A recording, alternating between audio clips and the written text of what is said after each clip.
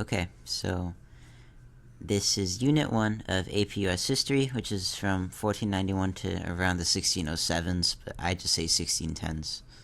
But really, it's just when Jamestown is established. So the important ideas of Unit 1 is that native populations migrated across the continent and established different ways of life and cultures.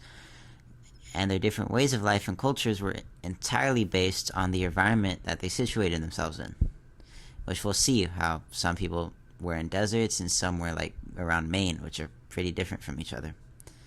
And yeah, this would lead to different resources, technologies, and social structures. And then the increased contact between Native Americans, Europeans, and Africans is responsible for the Columbian Exchange. The Columbian Exchange and the development of the Spanish Empire caused a lot of social, economic, and demographic changes, and Europeans and Native Americans had very different ideas about land use, sharing, gender roles, and religion. And this disagreement between religion, the roles that women and men had, and how to use land, and how Europeans did not want to share it would lead to a lot of Native Americans being enslaved, killed, and mostly just died of diseases, though. And the Columbian Exchange and development of the Spanish Empire, well, Spain loved expanding, and the Columbian Exchange was a direct result of that. Spain expanded all the way to the Americas when Columbus came, and that's a later thing. But Spain would establish economic policies. They'd establish slavery systems, and then their diseases would kill so many Native Americans that it changed the demographics. They'd also make a racial caste system, which I'll cover in a little bit. So what are the topics of Unit 1? This is Native American society before the Europeans came, European exploration, Columbian Exchange, Spanish, which is just how the Spanish were. Racial system and labor, which is a direct result of the Spanish coming and the slavery there. And the interaction between Native Americans, Europeans, and Africans. Alright, so how did we get here? The main theory for how humans came to the Americas is the Bering Land Bridge theory, which is that Native Americans reached America by a land bridge that connected Russia to Alaska. And this is why now there's only like 14 miles of space, or I guess of ocean, between Russia and Alaska, which is like super close. So you can actually see Russia from Alaska.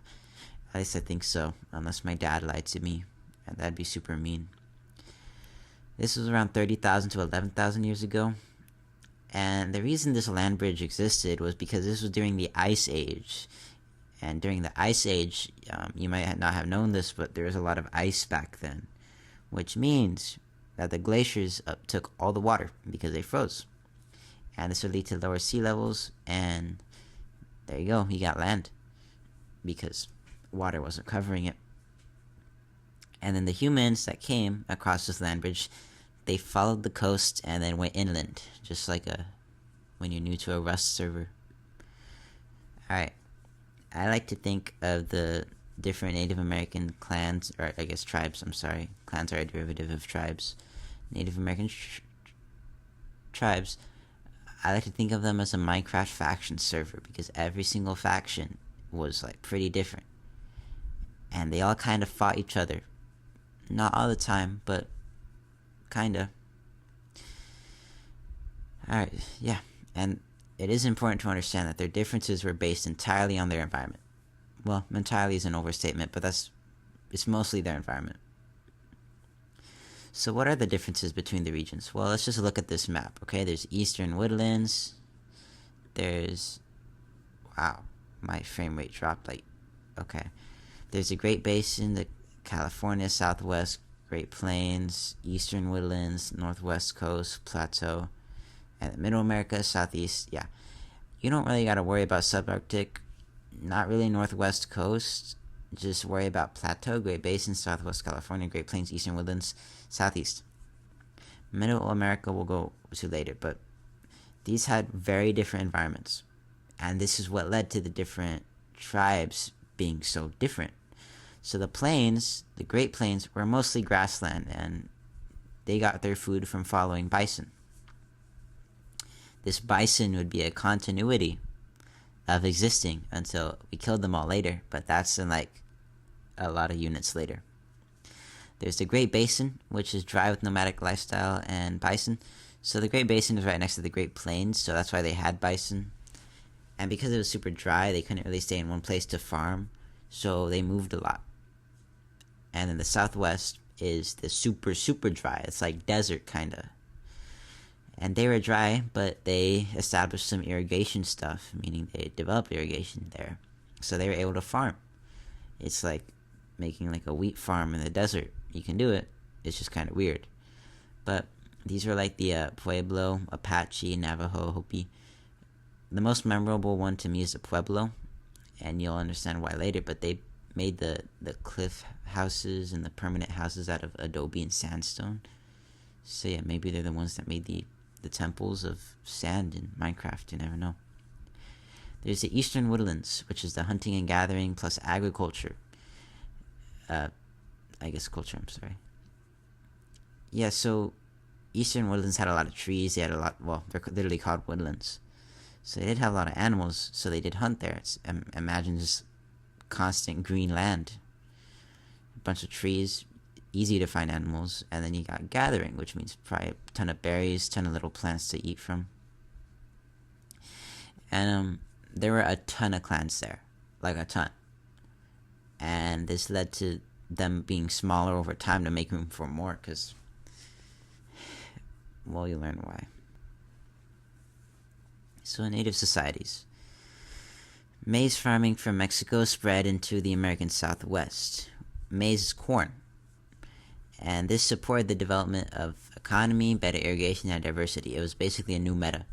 Corn was one of the most important crops at this time, and it's important you understand that. There were two other important ones, but this is the most important one. Maize. Okay? Basically, everybody lived off of this. At least everybody who could farm it lived off of it. Supported the development of economy because people didn't have to worry about, eating so much. They could trade more. People developed better irrigation systems to support this, and diversity because there were more people to exist because they could eat. So the people of Great Basin survived by having nomadic and mobile lifestyles along the Mississippi River Valley, which is the northeast part, and the Atlantic coast. Some groups mixed agriculture with hunter and gathering. So northeast, where's that? Oh, I can't go back. It's terrible. Doesn't matter.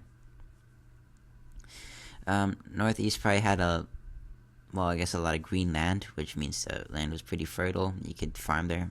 Not that much, but it's enough. It's enough to farm. And because they had bison, because they had berries, they were able to do both, which means they got to both trade in agriculture as well as meat and hide and stuff like that.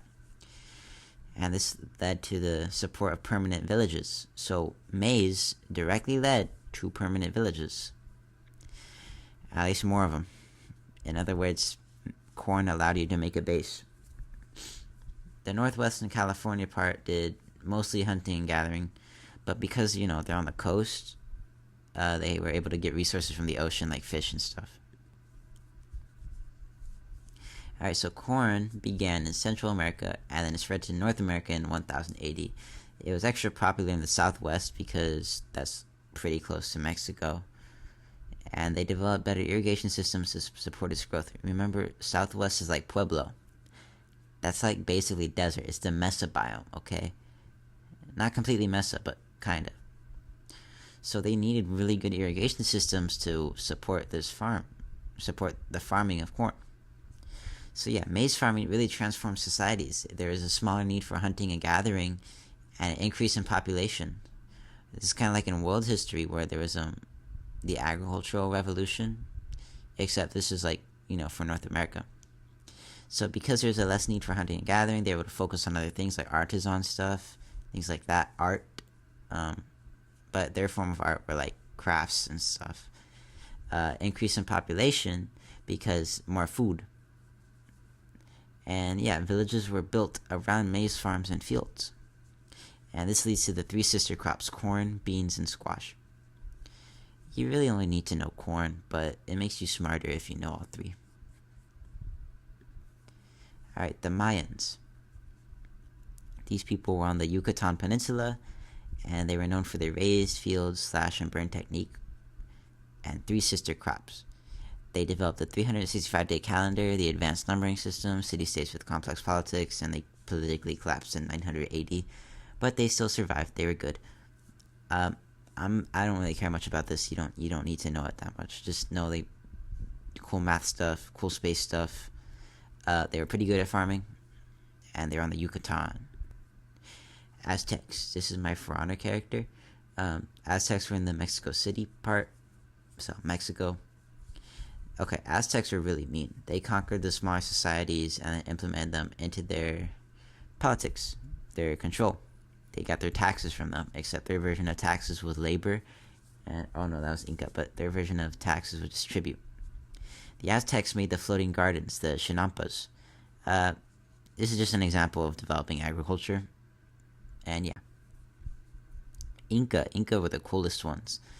They're from South America, from Ecuador to Chile. They made the super advanced architecture. I think that's Machu Picchu. The terraces, because they were on the mountains. They had llamas and alpaca, but they killed a lot of them, which was kind of sad. And they had the metals. So just imagine where Spanish gets their gold from in the future. Or, well, they'll enslave people to get their gold from in the future.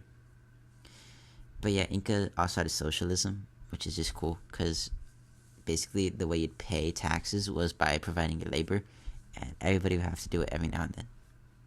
It's like jury duty, but worse. I don't even know if that counts as socialism, but hey. Northeastern cultures. Okay. I would say the most notable culture there, or I guess tribe, was the Iroquois Confederacy. This was actually a confederacy of, I think, 5 tribes, and Iroquois is not their real name. Their real name is Haudenosaunee, which is people of the longhouse. So can you imagine where they lived? They lived in long houses. These long houses were meant to hold, like, I think it was at least like 5 families, but remember, families were really big, especially for Native Americans. I think the hierarchy was tribes, clans, then like the clan mother, and then the chief. And the chief would speak for the clan mother, but then they had to keep room for all their cousins and, brothers and sisters and stuff like that. Point is, no European would ever do that, which is a big difference between European culture and Native American culture. Native American culture is more about extended family. Europeans were more about nuclear family, which could be a difference. You never know. On like an SAQ, I don't know. But yeah, if you actually care about history, do learn more about the Haudenosaunee. They're pretty cool. And the Algonquin, I don't know anything about them, but basically they're longhouses, their base. Powhatan Confederacy. This was in the Mississippi River Valley. Right now, all I'm doing is just going over the basic cultures of each region. Frankly, you really only need to know probably like 1 from each region, so just keep track of Powhatan Confederacy, Mississippi River Valley, Northeast, and their permanent villages. I mean, in Minecraft, I usually make my houses next to a river. It's pretty cool. I get free food. And they're Northeast. Like, that's where all the good stuff is. Now, if you make a base in like a desert, like the Pueblos, you're way cooler, but hey. Alright, Northwest. This is the fish people. They depend on the seas and rivers. Mostly fish. Can I? Okay, I can't zoom in. They're not actually like fish people, but yeah, they depend on fish. Okay, so California native culture is based on climate. The Northwest, or the rainforest climate. The Northeast, were the mountain climate. Central, were the coast mountains and central valleys, a lot of resources. Southern, were coastal islands, inner mountains, desert. Honestly, I don't have anything to say about it. It's pretty just, Honestly, Unit 1 isn't that serious. I think it's pretty easy to understand, but literally the whole idea is that their environment defined how they lived. Alright. Europe came. God, gold, glory, you already know this by now. If you don't, well, you don't now. These were the 3 motivations for why Europe wanted to expand. And Europe's attempt to explore and conquer the Americas was a result of increased resources put towards finding new wealth sources, the competition of both the economy and the military, and spread of Christianity. In other words, God, gold, and glory. And I think this was when the Ottoman Empire was like price gouging the Silk Road, so you couldn't really trade through there. Europe wanted to find cheaper prices. It's like you see gas is like kind of high at one gas station, so you try to find another one to save money. All right, Columbus. He's a colonizer, kinda, not really. More of an explorer.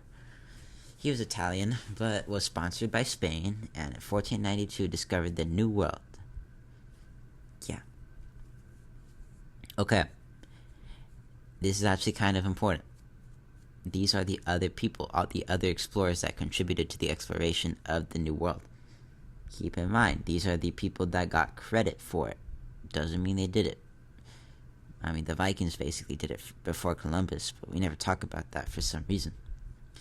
So, John Cabot was the first European exploration of mainland North America since Vikings. He led the first European exploration of mainland North America since the Vikings. That's kind of a big deal. Giovanni de Verrazano explored the Atlantic coast and charted the area from North Carolina to Newfoundland, which is kind of upper. He provided France with the earliest claims to New York Harbor area, which is in between North Carolina and the Newfoundland. Basically, he got land for France. Juan Ponce de Leon. I probably misspelled Juan with Juan. Doesn't matter. Explorations of Florida. That's all he did. Claimed it for Spain. Florida's on the lower part, so it makes sense that it is for Spain. If it's on the lower part, Spain probably got it. Pamphilio de Narvaez. Expeditions to Florida, disaster from storms, natives, and disease, lost to sea eventually. I was a little confused reading this because I'm going to be honest. I don't get why he needs to be remembered. Like, he failed. However, I think Cabeza de Vaca was, like, part of this expedition, so I think he got kind of the inspiration to explore more. Jacques Cartier, he sounds French, explored St. Lawrence River and claimed it for France, named it Canada, and established France in North America. Remember, France had Canada for a long time, and this is pretty important because it made France a competitor in the, in the fight for land. Nonetheless, moving on. Hernando de Soto, brutal expedition through southeastern U.S. and explored from Mississippi River to North Carolina. So this guy just hated Native Americans. He killed all of them. At least all he could cross. That's basically it. Yeah, I would really only care about Jacques Cartier, Juan Ponce de Leon, Giovanni de Verrazano, and John Cabot. So you can skip the guy that failed, and you can skip Hernando de Soto because he's really just a brutal person. But that's it. Treaty of Tordesillas. This is important. There is the Papal Line of Demarcation in 1493. This was the precursor to the Treaty of Tordesillas. This was just meant to reduce the tensions between Spain and Portugal. I mean, from what I understand, it's basically the same thing. But it made a line, and it was like, don't cross this, keep all your land. All the land you find here is good. But I think Portugal didn't like it because of one of the kings of Spain. Anyways, moving on. This led to the Treaty of Tordesillas, and I misspelled treat. Well, treaty with the treat. Anyways, it drew a line for what Spain can get and what Portugal can get. And by can get, I mean what they can conquer. Spain gets the majority of the Americas. Portugal got east of the line. So yeah, Spain gets a lot. I don't know why I don't have a graph here, but it doesn't matter. Columbian Exchange. Basically, Europe got potatoes. They got corn. They got pretty cool stuff. They got pineapples. Honestly, all that matters is they got potatoes. And it's going to matter later because it's going to lead to the Irish potato famine, which will lead to a lot of Irish immigrants coming in. Of course, it's in a lot in the future.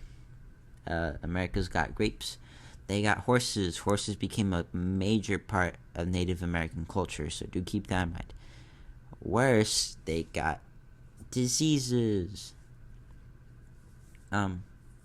Yeah, smallpox like ravaged the Native Americans, and I mean, I don't know if this is true, but I guess the Europeans felt bad because from what I understood, they tried to say that like the Native Americans gave the Europeans cholera, which I don't know if that's true or not, but I gotta figure that out. Actually, you should figure that out. Just take some initiative, advancements. Really, the only important thing here is the organized trade, but I'm gonna go over everything. So, maritime technology, age of exploration. There was a whole school for exploration. There was developments of the astrolabe and the wind patterns. There's the global winds, which can help guide you throughout the world. Then there's the monsoon winds for India, but that's a whole different course. Astrolabe just helps you find. I think it was latitude, which is like half of what you need to find your spawn point in Minecraft. Ships, you got caravels, and then organized trade. Okay, this is the important one. A lot of people were dying trying to explore places because, let's be honest, there's only a few names we remember. Imagine the names we don't, because they never got recorded, or they died, or they failed. Point is, if you're just okay, let's say you're sponsored by one person, right? You die, that one person loses all their money. The Europeans but they formed this new way of investing called joint stock companies, and the idea was that instead of one person taking all the risk, a bunch of people take all the risk, and they're affected less when things go bad, but they all make a profit when things go good. This led to the Virginia Company. Can you imagine what that would lead to? Don't worry about it. That's next unit, buddy. 1.5, labor, racism, and slavery. 1.5 is like the topic, but yeah. Labor, racism, and slavery. The Spanish were kind of overpowered. They had guns and stuff. And they started interbreeding with races. Spanish OP was completely irrelevant. I just wanted to say that. But yeah, they started interbreeding between races. And I didn't know how to phrase that better, but it still sounds weird. Anyways, Europeans hate everyone except themselves. And this led to the racial caste system. I'm going to say it right now. The darker you are, the more the Europeans hated you. Which is kind of crazy, because the Europeans were Spanish. That's a joke. Anyways, Spanish made a racial caste system that made the worth of Europeans, Africans, and Native Americans into a hierarchy. This would determine your career, your wealth, your status. You could literally be born into slavery. You know how, like, annoying that is? And moving up was hard. It was usually just from marriage. You marry someone from a higher status, which was already pretty rare. But yeah. But this did increase because you can imagine all the Spaniard women were already being married. When you run out of Spaniard women, you move down the row. I guess they like the Creoles too, and then the Mestizos, and the Mulattoes, and the Zambos, and the Indigenous, and the Africans. Notice how this is all like really disgusting. It's bad. Yeah, that's what the caste system is. It's terrible. Anyways, I made a nice visual here. Steve over villager over Enderman, and I think you can establish the pattern there. Hopefully it helps you remember, because, yeah. Slave labor. Chattel slavery. Chattel slavery. Chattel means you're like a property. They were trading slaves like they were property. They were holding slaves like they were property. You could be handed out slaves from like your grandfather or something. If your grandfather dies, his slaves go to you. This would lead to the origins of the... I'm sorry, I'm moving away from the mic. This would lead to the origins of the triangle trade. Not fully there yet, but it's close. Okay, so there's a religious argument for chattel slavery. That's all you need to understand. The fact is, they were using religion to justify slavery, which they use it in different contexts now, but still. And the problem is, this caste, whatever caste you're in, it was permanent and it was inheritable, meaning you could literally be inherited slavery, which is kind of sad. And inherited, I mean you're born into slavery, which I've already said. But you need to remember that it was unfair. It was bad, and you couldn't really get out of it. I doubt a slave could marry a Spaniard if they wanted to. I don't think that's how that works. Spanish wanted enslaved Africans for labor on plantations and mining. Okay, so the problem with Native Americans is that they're the OGs, right? They knew the land, meaning they could easily escape and they could easily fight back using the environment. It's kind of like, no, I'm not going to say that. So the Spanish wanted enslaved Africans for labor on plantations and mining. This would become a huge thing later with the whole, like, Spain getting slaves to mine gold, but that's a world history thing. You don't gotta worry about that. Encomienda system. And if it sounds like I'm stretching randomly, it's because I'm on my bed and I'm uncomfortable. And it's like, I think it's like 4 a.m. So, natives are given to Spaniards for labor. This is the encomienda system. You're basically given slaves, and in return you keep those slaves protected, and you get tribute from the slaves. They weren't fully slaves. They were like slightly above it. So, they're basically slaves. And yeah, the Spaniards get a tribute from the natives. Gold, labor, stuff, whatever they wanted, really. Maybe even crops too. I kind of think of it as like much worse feudalism, actually. Yeah, I don't know why I was going to say slightly, because this is a lot worse. Spaniards convert Native Americans to Christianity and protect them. This was the theoretical part. The idea was that the Spaniards would be nice to the Native Americans. They would try to convert them to Christianity, and they would try to protect them. The problem is the Spaniards aren't, they're European. So, immediately they're gonna rob all the natives, take all their money, treat them horribly, and then abuse them when they don't convert to Christianity completely.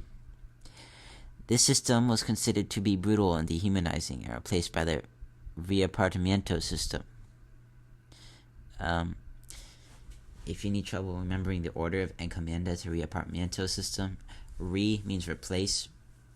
To me, it does. So yeah, they replaced it with the reapartimiento system. And in this one, the crown controls the labor, because they realized that when individual Europeans do it, they got a little too into it. Nonetheless, this didn't really change the treatment of natives, because guess what? European royalty isn't much better than European not royalty. And this debate over the treatment of natives is significant, okay? And I'll get more into this later, but if I remember. Alright, meet the Europeans. The culture between the Europeans, the Africans, and the Native Americans mix. Kinda. There's this thing called syncretism. Combination of culture and stuff. Things collide. We'll get more into that. But interactions don't really go well. I have to remember, Europeans trade guns and cool loot to Africans for slaves. This isn't talked about a lot, but Africans were contributing to the slave system, the slave trade, and this really does need to, I think we should embrace every single part of history and understand that every single part of slavery was wrong. And this would lead to Mansa Musa getting super rich, which is why I don't like Mansa Musa. I used to, because he was in an epic rap battles of history, but not anymore. Anyways, Europeans trade guns and cool loot to Africans for slaves. Wow, I get off topic super fast like a history teacher. Religion. Okay, natives, because they were, remember, they were all spread across America, meaning they had different environments, meaning they had different cultures based off those environments and their separation. This means they had very different religions. Some were polytheistic, some were animistic. Getting off topic, etc. They had different religions. Spanish were just Catholic. That's it. Their job was to convert natives to Christianity. They were willing to kill people and abuse them to do it. Some natives mixed Christianity with their current faith. Others went all the way. Africans did the same thing. their African culture, when it mixed with Christianity and it mixed with certain parts of Spanish culture, one result was voodoo. You could use that as an example of syncretism between religions and culture. If you have to, you never know. Anyways, you know voodoo, voodoo dolls, stuff like that. It's also called Vodun, and I know that from my 10th grade history teacher. But yeah, some people went all the way, some people didn't. Frankly, I don't know, actually. Point is, they did have a little freedom over how far they went into it. The only downside to it was it also determined how much they got abused. And, yeah. Now, the whole point is that this is a mission system, okay? They established missions all over the country, or I guess all over their current land, because establishing a mission in Maine and establishing control over it would be pretty hard when France owns it, or France is surrounding it. So yeah, it was super mean, and it was meant to forcibly convert people to Christianity, and they meant to do this by literally making as many missions as possible to spread their culture everywhere, because they figured the stronger presence would mean, like, okay, you're more likely to do it. And this is also an attempt to establish more settlements. Remember, Spain wanted to expand, so they're willing to do anything they could to expand the amount of land they have, which in this case is building more Minecraft bases. It's about the culture. Natives and Spanish mixed their culture, taking and sharing different aspects of it, often about family, land use, religion, etc. One modern example of this is that large park management organizations, like, really anything to do with national parks and slightly smaller parks, sometimes they do forest fires. Only problem is we don't really know how to do it properly, so we actually use the practices of Native Americans. We get their help. The whole point of this is that it shows that we pick and take, we pick and share, we share culture. We take parts of people's culture that helps us, and we ignore the parts that don't, or that force us to change more than we want to. The Native Americans and the Spanish did this. The Africans and the Spanish did this with voodoo. It's important to understand. And remember, the natives cared about their much larger family than the Spanish did, and this could have longer effects than you might think. Alright, so this is like the last slide. Native resistance to slavery. Natives were pretty good at escaping, because remember, they're the OGs. They knew the land better. They were there for season 1.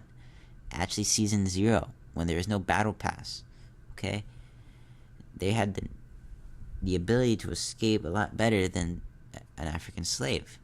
So they knew the land better, right? Another way they would do this is by working slower. I think that's kind of funny, but yeah. They would sabotage, maybe light some fires by accident, stuff like that. And the Pueblo Revolt, Pope's Rebellion, 1680. This is probably one of the most important events you need to know in Unit 1, other than the Columbian Exchange. Basically, Pueblos, Navajos, and Apaches sieged Santa Fe for 9 days, and they killed 400 Spaniards. And they drove away the rest of the Spaniards to Mexico. This is important because it stopped Spain from expanding into that area for quite a while. I think it was like 100 years. Or it might have been 50. That's a huge difference. I'm sorry. Just ignore that I said that. And, they destroyed the churches and missions, and basically they tried to get their land back, right? The Pueblos fought back. This is one of the most known examples of this. And this actually changed how the Spaniards treated the natives for a bit, because they're a lot more cooperative when the Native Americans, the Spanish were more cooperative when they tried to come back into the Native American territory. And they stopped pushing their religion so much. Anyways, I got all this information from this link. So, if you want more in-depth stuff, go look at this, because it was extremely helpful. And I basically got all my information from it, and I'm super grateful to them.